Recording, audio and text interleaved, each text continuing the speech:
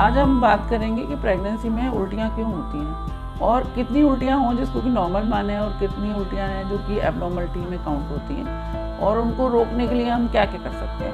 नमस्ते दोस्तों, मैं डॉक्टर प्रतिभा भारद्वाज। कितनी उल्टियाँ हों जिसको कि नॉर्मल माने और कितनी उल्टियाँ हैं जो कि एब्नॉर्मलिटी में काउंट होती हैं। प्रेगनेंसी में उल्टी होना बहुत ही कॉमन चीज़ है जो 70 से 80% फीमेल्स को होती ही होती है।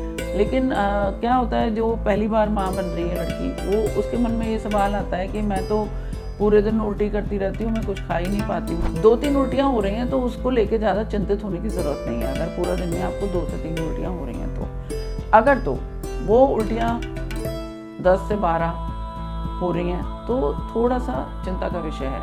और अगर उल्टियाँ 12, 14, 18, 20 हो जा रही हैं और आप कुछ डाइजेस्ट ही नहीं कर पा रहे हो तो थोड़ा सा ज़्यादा चिंता इसमें करने की चीज़ है।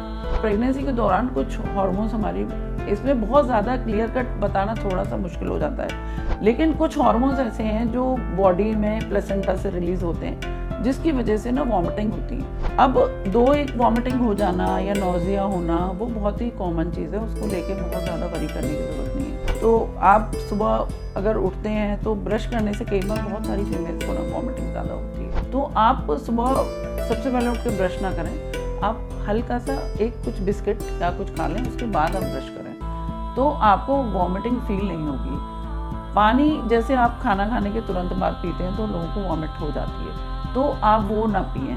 पानी थोड़ी सी गैप रख के पिएं। खाना खाया उसके कम से कम आधा पौना घंटे के बाद ही आपको पानी पीना है, तो आपको वॉमिटिंग नहीं होगी।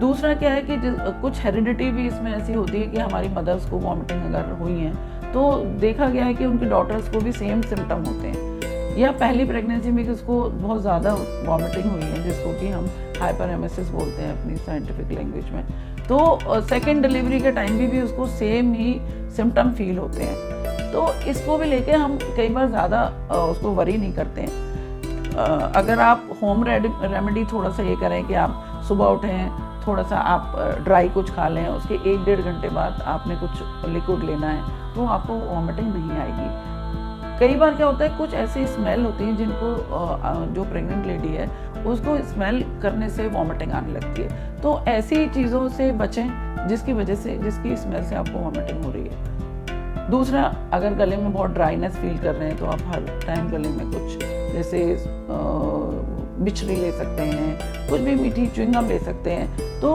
हल्का सा मुंह में गीलापन रहेगा तो वॉमिटिंग ज़्यादा फील नहीं होती है लोगों को। अगर तो आपकी 10, 12, 14 वॉमिटिंग दिन में हो रही हैं तो इसमें होम रेमेडी कई बार काम नहीं कर पाती है, तो आपको थोड़ा सा डॉक्टर से मिल लीजिए और वो एक गोली चलाते हैं, जो वो गोली खाने से सुबह शाम वॉमिटिंग आपकी रुक जाएंगी। अगर उससे भी नहीं रुक पा रही हैं तो फिर कई बार थोड़ा सा इंजेक्शन या आपको फ्लूइड चढ़ाने की ज़रूरत पड़ जाती है, क्योंकि ज़्यादा वॉमिटिंग होने से बहुत डिहाइड्रेशन हो जाता है बॉडी में और बेबी की ग्रोथ कई बार थोड़ी सी रुकने लगती है। उस कंडीशन में फिर आपको फ्लूइड्स आपको लगाने पड़ते हैं और आपको थोड़ा सा 1-2-4 घंटे हॉस्पिटल में रहना पड़ता है। तो अगर 10-15 वॉमिटिंग आपको हो रही हैं तो उस कंडीशन में आपको ज़रूर से डॉक्टर से मिलना चाहिए और जो भी हाइड्रेशन मेंटेन करने के लिए ज़रूरी चीज़ें हैं वो आपको करनी चाहिए। अगर थोड़ी कम है, 2 से 4 या 6 वॉमिटिंग्स हो रही हैं तो एक छोटी गोली होती है, वो आप डॉक्टर आपके बताएंगे, वो आप खा लीजिए, सुबह शाम आपकी वॉमिटिंग हो जाएगी। उससे अगर कम है तो ये थोड़ा सा आप जैसे सुबह उठते ही थोड़ा ड्राई कुछ खा लें, लिक्विड खाने के बाद थोड़ी सी देर के बाद लें तो आपकी वॉमिटिंग नहीं होगी। ब्रश करने से पहले कुछ सूखा खा लें तो इस सब चीज़ों से वॉमिटिंग थोड़ी सी रुक जाती है। मुंह में थोड़ी सी सौंफ वगैरह खा के रखें तो वॉमिटिंग नहीं होती। धन्यवाद दोस्तों।